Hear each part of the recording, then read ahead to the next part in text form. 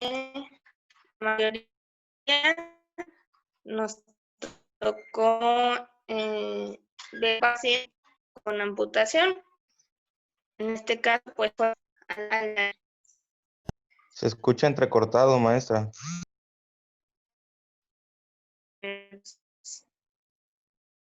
Sí, profe. aquí como me escucho.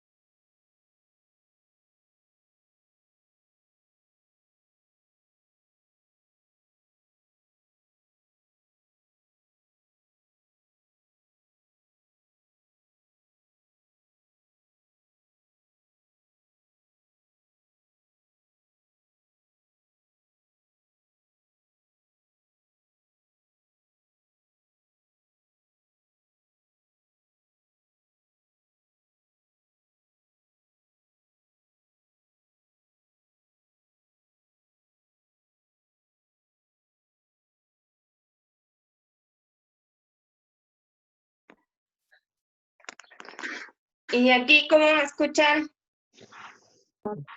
Bien. Ya vi. ¿Bien? Sí. Ok. Bueno, les decía que, bueno, nosotros estuvimos en práctica clínica ahí en la universidad, lo que fue un paciente con amputación. A la mayoría les tocó atender a Aldair, ¿sí? Entonces,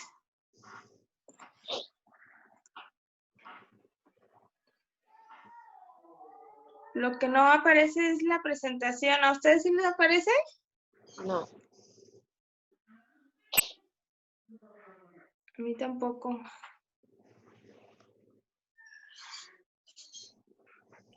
A mí sí me aparece. ¿A los demás? No.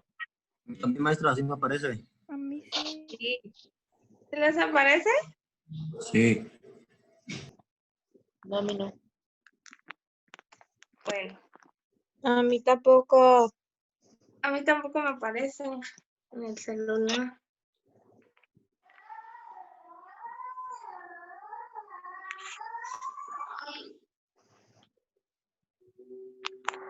A ver, déjenla cierro.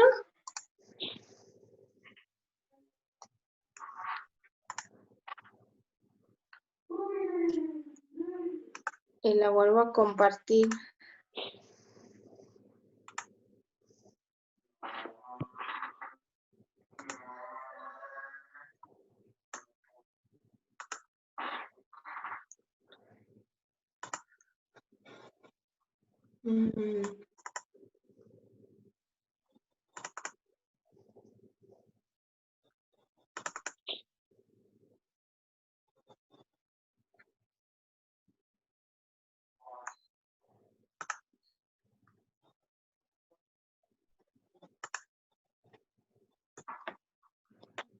¿Ya les apareció?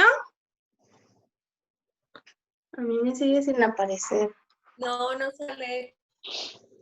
Hola.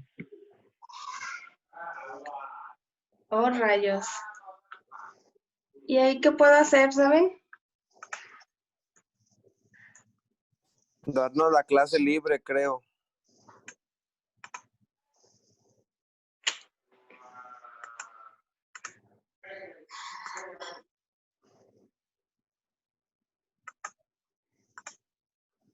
A ver, ahí va otra vez.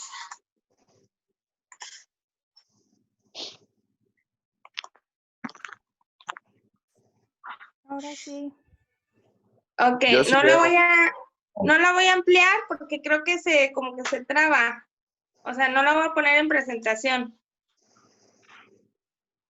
¿Sí? Como que se traba. Mejor la voy a poner así.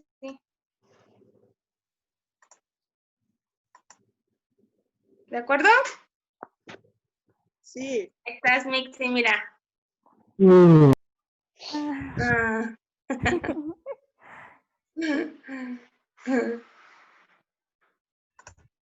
Bueno.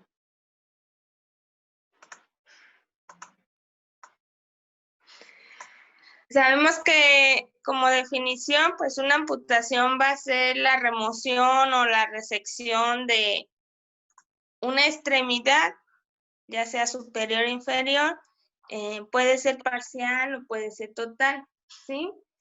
Por lo tanto, puede haber una desarticulación también, que va a ser a nivel de lo que es la línea articular.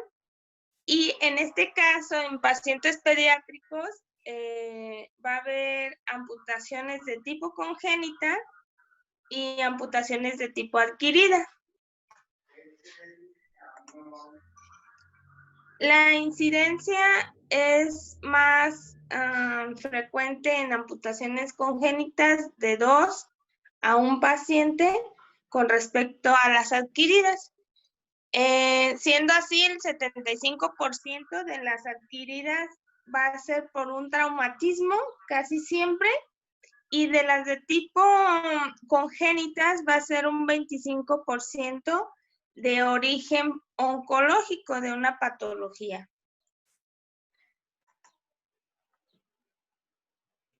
Entonces, las diferencias que va a haber de paciente pediátrico con los adultos, pues el paciente pediátrico va a ser más activo, sus extremidades van a estar en crecimiento, va a tener una madurez emocional, porque estos niños no son tan aprensivos, ellos quieren seguir jugando.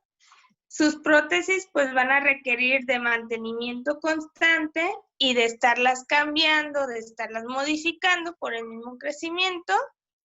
Va a haber menos amputaciones en niños, obviamente, porque sabemos que los pacientes adultos, pues ahorita ya es más frecuente por una patología metabólica, una diabetes mellitus, y es más complejo en adultos. Es más fácil tratar un niño que un adulto.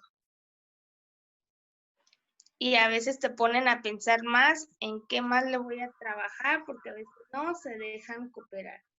Bien, en una amputación congénita, pues sabemos que se va a dar en el desarrollo embrionario. Pueden ser diferentes causas, dependiendo cómo esté el desarrollo, obviamente. Y lo que más se presenta es la constricción de las bandas amnióticas. Esas que impiden que siga creciendo la extremidad del niño, y por ende, pues van a ser así. Aproximadamente el 40% de los niños con amputación congénita tienen asociadas a otra anomalía genética. No siempre es la misma amputación, puede ser un síndrome genético aparte de la amputación, ¿sí? En la amputación congénita vamos a tener la clasificación de 2 tipos. La longitudinal, que va a ser una deficiencia a lo largo de lo que es, perdón, el eje de la extremidad, y en su proceso de protetización va a ser más complejo. Va a haber la adquisición de prótesis convencionales o de órtesis o híbridos, ya sea entre prótesis y órtesis, y su diseño, como todo paciente, va a ser individualizado. Y en el tipo transversal, el desarrollo del miembro pues va a tener una detención en el crecimiento y va a tener una determinada altura. En este tipo de amputaciones congénitas, pues las prótesis van a ser de edad temprana y van a ser más convencionales y adaptados a cada característica del niño.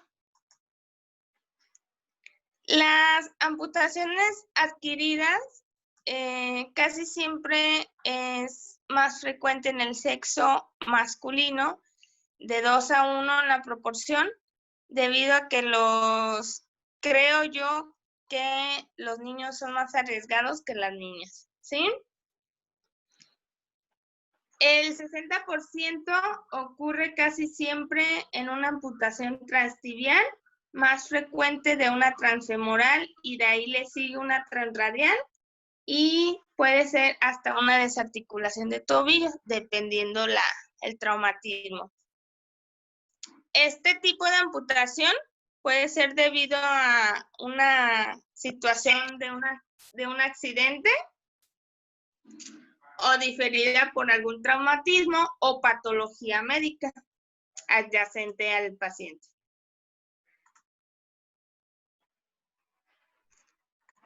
Los factores que debemos de considerar en las amputaciones en los niños, pues más que nada debe de preservar lo que es la epífisis del niño, en el hueso, el crecimiento. Hay que ver si hay crecimiento de estotosis, que es en el hueso amputado. Casi siempre se presenta en menores de 10 años, que es cuando están en desarrollo, y va pasando después de la madurez esquelética. Hay mayor cicatrización, hay que ver cómo está la cicatriz también, la regeneración de las partes blandas. Es más fácil que en adultos, ya les decía, por lo mismo de las patologías. Y la mejor curación en pacientes quemados, pues obviamente que a los niños les va a permitir más conservar la extremidad. Las causas de las amputaciones adquiridas pues van a ser traumáticas y de patologías. Las traumáticas puede ser un accidente de tráfico, una herida por arma de fuego, una herramienta mecánica, una explosión, las vías del tren. Pueden ser diversas, pues. Y en enfermedades, pues se puede ser casi siempre una neoplasia o a una malformación vascular. Una malformación vascular es como una patología que se llama púrpura fulminante. Es una patología donde los vasos sanguíneos pues ya no responden y se va haciendo cianosis, y entonces ahí es donde tienen que intervenir los médicos. A mí me llegó a tocar atender un paciente de estos con púrpura fulminante. Tuvieron que hacer amputación en las 4 extremidades. Se presenta de lo distal a lo proximal. Tienen un cuadro clínico específico. La valoración a nosotros como fisioterapeutas, obviamente ya nos van a llegar después de todo el procedimiento postoperatorio, en este caso. Pero sí debemos de saber qué debemos de valorar siempre en nuestro paciente, ¿sí? El muñón, pues hay que ver que esté en buen estado, que no haya dolor, que la cicatriz esté en buen estado también. La longitud del muñón, si llega a presentar edema, hay que medir la circunferencia de ese edema constante, yo sugiero de diario. Hay que ver si no se ha realizado, se ha conformado esas almohadillas de tejido blando que son como unas orejitas. Por eso es importante el vendaje para evitar eso, y la presencia de espícula ósea. La espícula ósea es como esos bordecitos en el hueso que forman un callito y que les genera dolor a los pacientes, y lo presentan más cuando traen la prótesis. ¿Sí? Hay que revisar el balance articular, tanto de extremidades proximales a distales y lo contralateral. El balance muscular, estamos hablando de toda la musculatura en general, y la presencia del miembro fantasma. En este se presenta más en lo que es en amputaciones adquiridas. Es muy raro que lo veamos en amputaciones congénitas. El tratamiento rehabilitador, pues va a ser un tratamiento muy complejo. Lo tenemos que adaptar de acuerdo al desarrollo y crecimiento de cada paciente, de acuerdo a sus necesidades. A nosotros ya nos tocó vivir esa parte. El éxito de la protetización, pues va a depender del diseño, va a depender de la formación adecuada del niño, de los familiares también, y debe de tener un seguimiento regular.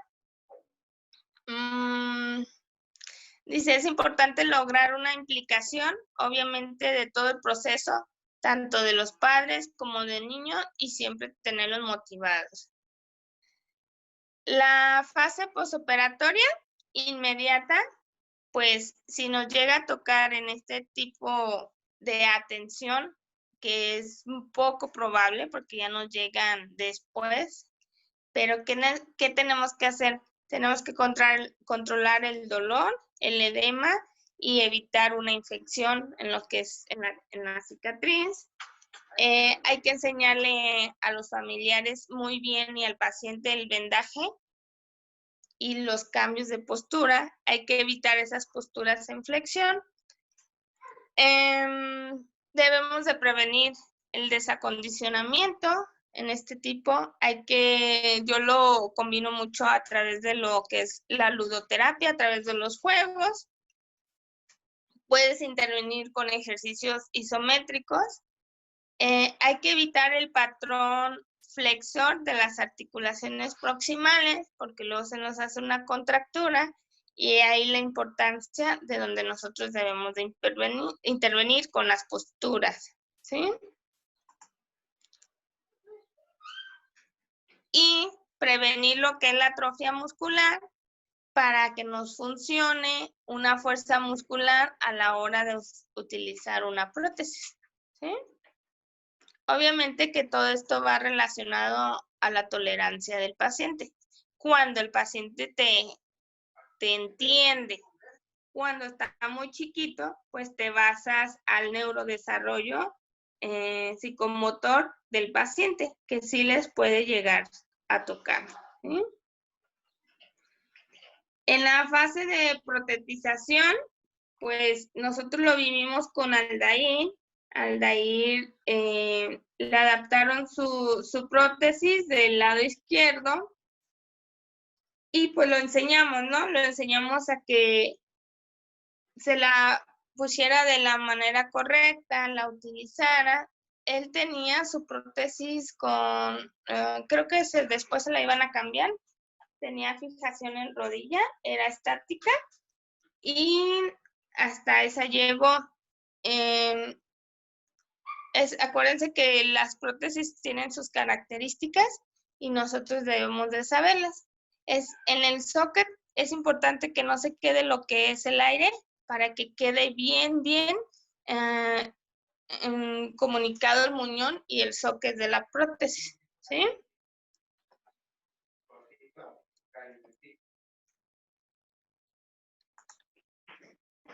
En la fase de posprotetización es una vez que ya le han puesto una prótesis y se la van a cambiar, entonces ahí nosotros debemos de tener bien en cuenta la edad de nuestro paciente, en qué etapa vamos a estar estimulando o desarrollando la habilidad, ya sea de la marcha, del cambio de posición, de sentado y dependiendo de la prótesis, como ya les decía.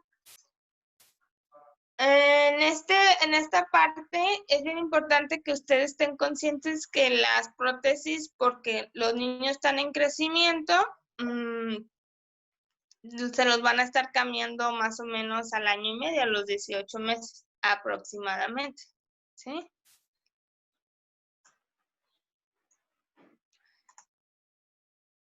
En el libro que yo les pasé, viene un recuadro donde viene una relación entre el nivel de la amputación y el tipo de prótesis más indicada, dependiendo del nivel y el hito motor que va a estar desarrollando el paciente, ¿sí? Por ejemplo, les dice a nivel transradial o transhumeral, hay dos tipos de prótesis, la pasiva y la mioeléctrica, dependiendo cuál le vayan a poner. Si es la pasiva, pues vamos a tener en el hito reacciones de equilibrios con apoyo de músculo protetizado en sedestación. Y si es una mano mioeléctrica, pues va a ser la utilización de ambas actividades bimanuales con la prótesis. Una prótesis mioeléctrica es muy, ¿cómo les diría? Sofisticada para un paciente, casi siempre, pero a la vez les ayuda mucho en las actividades de la vida diaria, ¿sí?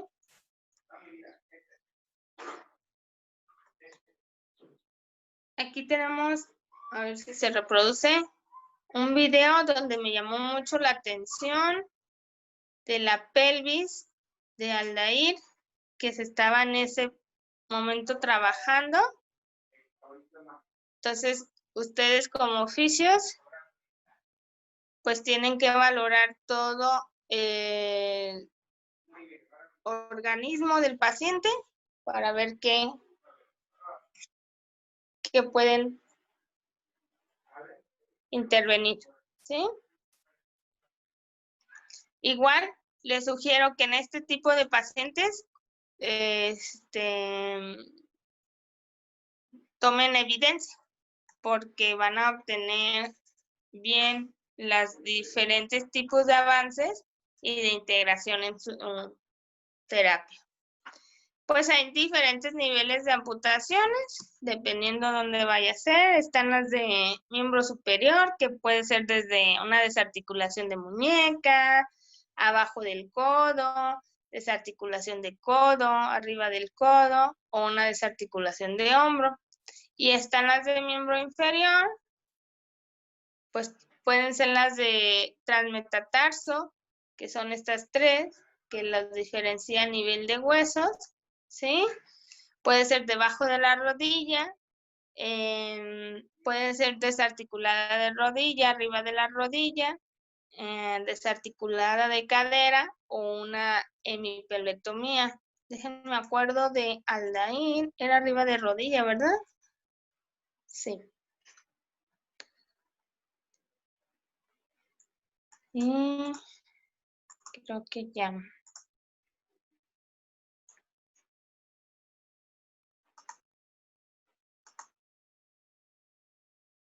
¿Ya se despertaron? Ya. Ya. Tu examen. Acabamos de tener un examen. ¿Sí? ¿Y cómo les fue? Parecía examen enlace, Era Por eso me 40. pasó. pero bien. Lo que mencionaba del patrón flexor que toman. Porque como que comienzan a compensar con eso y muchas veces no te deja como avanzar el proceso que tienes que seguir.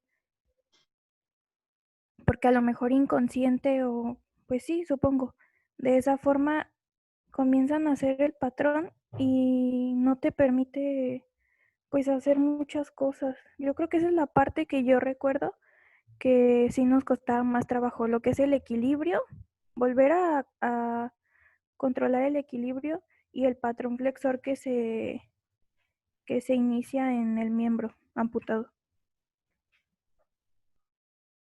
Sí, también tiene que ver el tipo de, o sea, si es adquirida, si el paciente está pasando por una patología, ¿sí? A veces el cuerpo no responde igual que un tipo traumática, vaya, pues.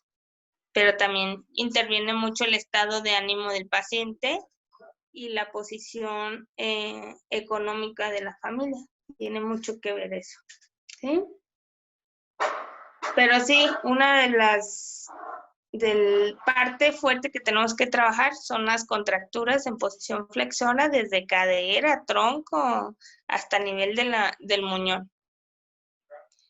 En CRIT los metíamos mucho a lo que es tanque terapéutico ahí trabajabas bien padre lo que era el muñón contra resistencia y estirabas a la vez. Entonces, hay pacientes que son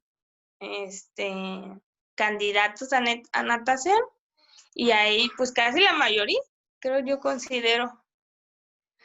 Hay un conocido que escribe, Bujic, creo que tiene amputación congénita de las 4 extremidades. Ah, Nick Vujicic, Ay, ese, el de Una vida sin límites, el de... ese.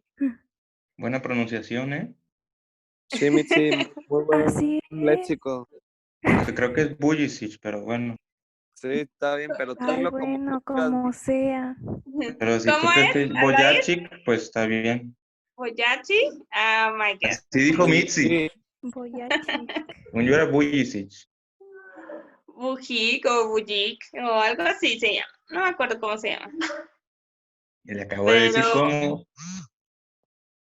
pues, él ha tocado afortunadamente crecer en una buena vida y tiene familia, tiene hijos, o sea, es dependiendo como vea, pues, que ahora sí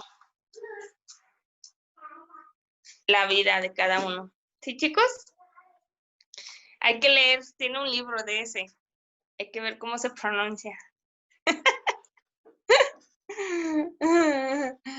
Estamos en clase, Sergio Mar. No interrumpes. Corny otra vez tapó el baño, bájele. Sergio, no estés diciendo cosas, estoy grabando. ¿Tú crees?